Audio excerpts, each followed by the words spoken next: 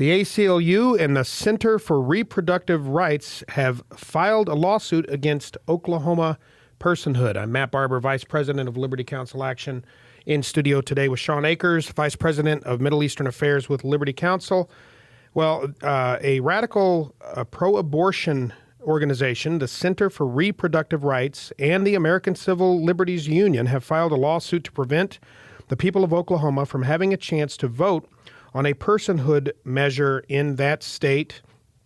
This is a measure that would grant, as science currently today holds, that life, the human life, begins at the moment of conception. And with that, obviously, personhood should apply to that individual human being. The lawsuit comes after a similar lawsuit was dismissed in Ohio by that state's Supreme Court. And in addition, a similar lawsuit went down, Shawn, in the state of Mississippi. The ACLU is grasping at straws here. It is true that if this personhood initiative were to pass and personhood rights and all the rights and privileges of personhood were to apply to the unborn child, that it would necessarily have the effect of preventing people from killing that person in the womb. But they're arguing that this violates Roe v. Wade. Well, if you read Roe v. Wade, it essentially said the science is not settled at this time. Nowhere has it been determined when life or personhood begins. If someday in the future that were to be determined, why then we can cross that bridge when we get to it. Well, it has been determined. The science, what pro-lifers have been saying all along, has caught up now, and it's not even really open for debate. The left loves to use the term settled science. Well, the science is settled. Human life begins at the moment of conception. Personhood should apply. You know, Matt, one of the things we need to understand about these personhood amendments and these personhood pushes is something that it says about the liberal mindset and the liberal worldview. And we need to be very careful not to become a part of that, even on an opposite side of the equation. Here's what I mean, is that for the left, they have determined exactly how to get several bites at the apple. So you're going to sue before a referendum. You're going to, if it's successful, you're going to sue and claim that it's unconstitutional afterwards. And we know that's coming if it passes. Of course, sure. Of course. But here's the presumption that underlies so much of this that tends to go right over our heads. It's that the state defines personhood.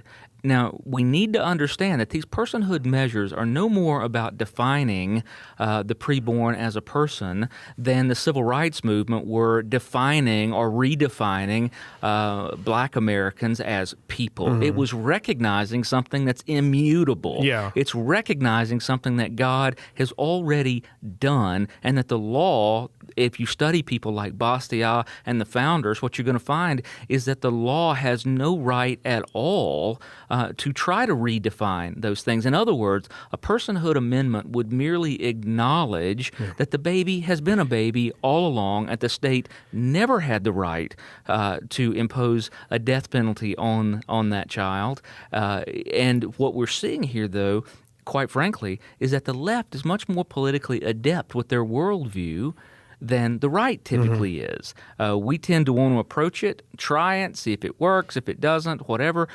The left knows that I'm going to get several bites at this. I can try it legislatively, I can try it legally, I can try it judicially, and I can try it super legislatively with a top-down push, as we've seen from the administration. There are some things that we can learn, but what I really want to stress here is that regardless of how these things come out, the law of nature and nature's God preexisted these laws, and anything that's in contradiction to them, i.e., you can call a dog an elephant all day long. You're not going to make it one. Right. You can call that baby a mass of tissue all day long, and it's still going to be a human being. Yeah, that's right. And I think it goes much deeper than that as well.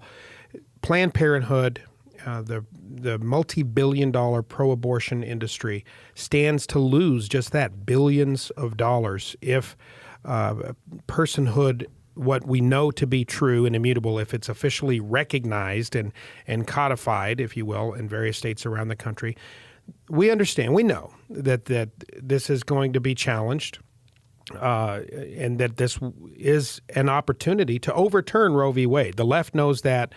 They also know that they stand to lose a ton of money. And I believe that that is the primary motivating factor. This notion, this phantom right to privacy for a woman to have her child, a separate individual with a separate heartbeat, separate brain waves, separate, to have that child slaughtered in the womb.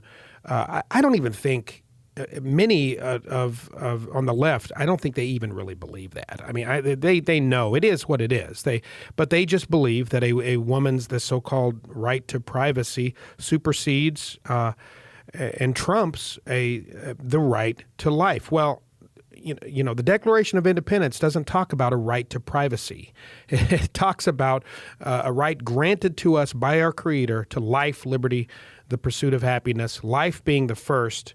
And this is encouraging that states like Oklahoma, Mississippi, Ohio, other states around the country, and more will continue to do so, are pushing to secure that which is already established, but to secure the rights of individual human beings in the womb to be recognized as persons. Well, Matt, I honestly think that the days of abortion are numbered, that those that are on the right side of this fight have more cause now to be tenacious than ever before. And what I was getting at earlier is where the left has become so tenacious in their desperate clutching onto the right to be able to take the life of the unborn. We should be so much more encouraged and enthusiastic and tenacious in protecting the life of the unborn, because the clock is ticking.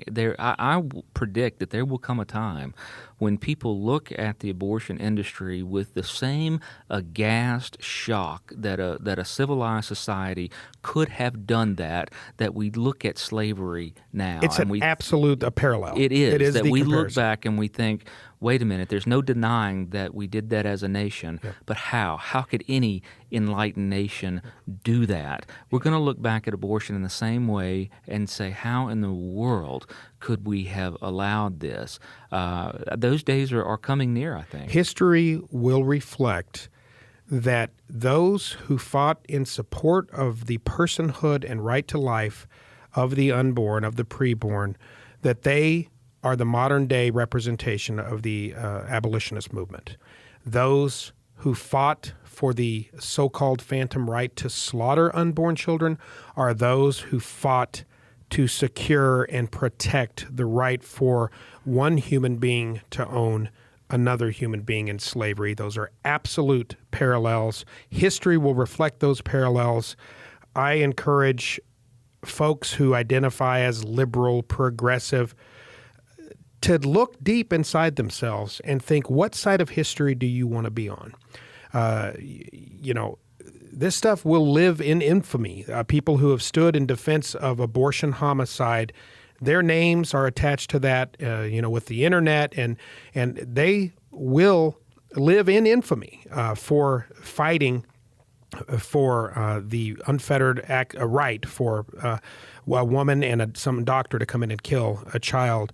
And so get with history, get on the right side of history, support life. You know, Matt, That's there's a my great message. film. There's a great scene in the film "Amazing Grace" with William Wilberforce that examines his life, where a former slave, Equiano, stands up, shows a tattoo on his, or shows a scar on his chest, and said, "They did this to me to say that you no longer belong to God, but to a man." It's the same fight. What we're fighting for over slavery is whether God created man or whether man created himself through evolution and can do anything that he wants to with himself or the preborn. Well, Liberty Counsel, we fight for personhood. We have been at the forefront in Mississippi and other states around the country. We will fight to defend unborn children, and we will do so zealously. We encourage you to become part of the Liberty Counsel team. We can only continue this fight on the front lines with your help. It is generous gifts and donations from folks like you listening right now that make it possible for Liberty Counsel to do what we do in defense of life and personhood. Go to lc.org to find out how you can join Liberty Counsel's ministry, or give us a call at 1-800-671-1776. Join with us as we stand in the gap to protect innocent life.